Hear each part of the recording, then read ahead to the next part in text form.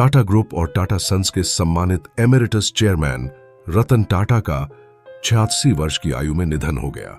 उन्होंने मुंबई के breach candy अस्पताल में अंतिम सांस ली। बुधवार की शाम में उनकी तबीयत ज्यादा बिगड़ने की खबर आई थी, जिसके कुछ घंटे बाद ही खबर आई कि उन्होंने दुनिया को अलविदा कह दिया है। शिक्षा से लेकर स्वास्थ्य सेवा तक उनकी पहल ने देश में गहरी छाप छोड़ी है, जिससे आने वाली पीढ़ियों को लाभ होगा। श्री रतन टाटा एक दूरदर्शी कारोबारी नेता, दयालु आत्मा और असाधारण इंसान थे। उन्होंने भारत के सबसे पुराने और सबसे प्रतिष्ठित व्यापारिक घरानों में से एक को स्थिर नेतृत्व प्रदान किया। उनके शानदार जीवन, भारत के विकास में उनके योगदान के लिए शत शत नमन, श्रद्धांजलि और धन्यवाद।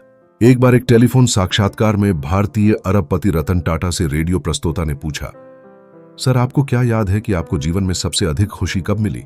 इसके उत्तर में रतन टाटा ने कहा, मैं जीवन में खुशी के 4 चरणों से गुजरा हूं और आखिरकार मुझे सच्चे सुख का अर्थ समझ में आया।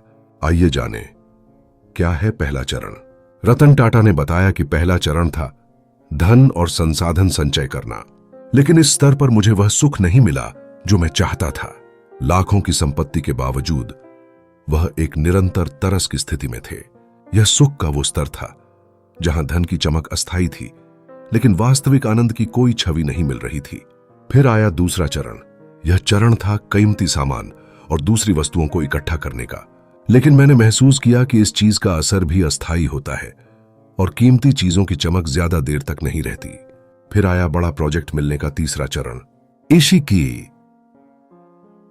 इस तीसरे चरण में एक बड़िधा प्रोजेक्ट था, जहां उन्होंने इतनी बड़ी सफलता हासिल की कि भारत और अफ्रीका में डीजल की आपूर्ति का 97% उनके हाथ में था। मैं भारत और एशिया में सबसे बड़ा इस्पात कारखाने मालिक भी था, लेकिन यहां भी मुझे वो खुशी नहीं मिली जिसकी मैंने कल्पना की थी। ये खुशियां उनके अंदर की जरूरतों को पूरा नहीं कर सकी। सपनों का यह महल भी खाली था, क्योंकि यहां संतोष का एहसास नहीं हुआ। अब आया चौथा चरण, जब एक मित्र की मदद से एक ऐसा अनुभव हुआ जिसने उनके जीवन को पूरी तरह से बदल दिया। यह वह समय था जब मेरे एक मित्र ने मुझे कुछ विकलांग बच्चों के लिए व्हील चेयर खरीदने के लिए कहा, लगभग 200 बच्चे। लेकिन दोस्त ने जिद की कि मैं उसके साथ जाऊं और बच्चों को व्हील चेयर सौंप दूं। मैं तैयार होकर उसके साथ चल दिया। वहां मैंने इन बच्चों को अपने हाथों से यह व्हील चेयर दी। मैंने इन बच्चों के चेहरों पर खुशी की अजीब सी चमक देखी। मैंने उन सभी को व्हील चेयर पर बैठे, घूमते और मस्ती करते देखा। यह ऐसा था जैसे वे किसी पिकनिक स्पॉट पर पहुंच गए हों, जहां वे बड़ा उपहार जीतकर शेयर कर रहे हों। अब जाकर मुझे अपने अंदर असली खुशी महसूस हुई। जब मैंने वह जगह छोड़ने का फैसला किया तो बच्चों में से एक ने मेरी टांग पकड़ ली। मैंने धीरे से अपने पैरों को छुड़ाने की कोशिश की, लेकिन बच्चे ने मेरे चेहरे को देखा और मेरे पैरों को कसकर पकड़ लिया। मैं झुक गया और बच्चे से पूछा, क्या तुम्हें कुछ और चाहिए? इस बच्चे ने मुझे जो जवाब दिया, उसने न केवल मुझे झकझोर दिया, बल्कि जीवन के प्रति मेरे दृष्टिकोण को भी पूरी तरह से बदल दिया। इस बच्चे ने कहा, मैं आपका चेहरा याद रखना चाहता हूं ताकि जब मैं आपसे स्वर्ग में मिलूं तो मैं आपको पहचान सकूं और एक बार फिर आपका धन्यवाद कर सकूं। इस एक वाक्य ने उन्हें जीवन के सच्चे अर्थ तक पहुंचा दिया। यह न केवल उनके जीवन में बल्कि हमारी सामाजिक जिम्मेदारियों पर भी विचार करने का एक मौका है। उपरोक्त शानदार कहानी का मर्म यह है कि हम सभी को अपने अंतर्मन में झांकना चाहिए और यह मनन अवश्य करना चाहिए कि इस जीवन और संसार और सारी सांसारिक गतिविधियां को छोड़ने के बाद आपको किस लिए याद किया जाएगा। आपको किस लिए याद न बरामदे पर नहीं किया है। क्या कोई आपका चेहरा फिर से देखना चाहेगा जहां यह सब मायने रखता है? जगत की देही रची गया है। अंततः इस कहानी की गहराई यह है कि हमें अपने भीतर झांकने की आवश्यकता है। यह विचार करने का समय है कि हम किस लिए याद किए जाएंगे। क्या हम अपनी संपत्ति या ओहदे के लिए याद किए जाएंगे, या क्या हमारे छोटे छोटे अच्छे कर्म हमें एक अमिट छाप दिलाएंगे?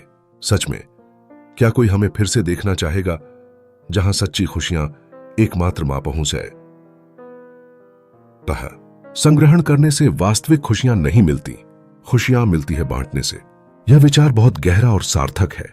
सच में, खुशियों का असली अर्थ तभी निखरता है जब हम उन्हें दूसरों के साथ साझा करते हैं। जरूरी नहीं है कि बांटने के लिए धन ही हो। अच्छी और सच्ची बातें, भोजन, वस्त्र, धन, संकट में मदद, जो भी आप कर सकें। अरुंबियाश आप करने का प्रयास करें। जब हम अपने आसपास के लोगों के साथ अपनी खुशियों को बांटते हैं तो वह न केवल हमारे जीवन में खुशी लाता है बल्कि दूसरों के लिए भी सकारात्मकता का स्रोत बनता है। बांटने से हम अपने रिश्तों को मजबूत करते हैं और एक सामुदायिक भावना का निर्माण करते हैं। इससे न केवल हमारा मन हल्का होता है बल्कि एक तरह से हम अपने जीवन को भी और समृद्ध बनाते हैं। केवल बांटी गई खुशी ही असली होती है, इसलिए अपनी खुशियां किसी के साथ साझा करने से डरे नहीं। अपनी अगली यात्रा पर मिलने वाले लोगों से खुलकर बात करने की कोशिश करें। जो पुष्टिक है, अपने जीवन के बारे में बात करें, उनकी जीवन की कहानियां सुनें, साथ चलें, एक दूसरे की संगति का आनंद लें, खुशी के पल साझा करें और देखें कि यह आपको कितनी दूर तक ले जाता है। इसलिए जरूरी है कि हम न सिर्फ अपनी खुशियों को संचित करें बल्कि उन्हें बांटने का प्रयास भी करें। क्या आपने अपने आसपास किसी के साथ खुशी बांटने का अनुभव किया है?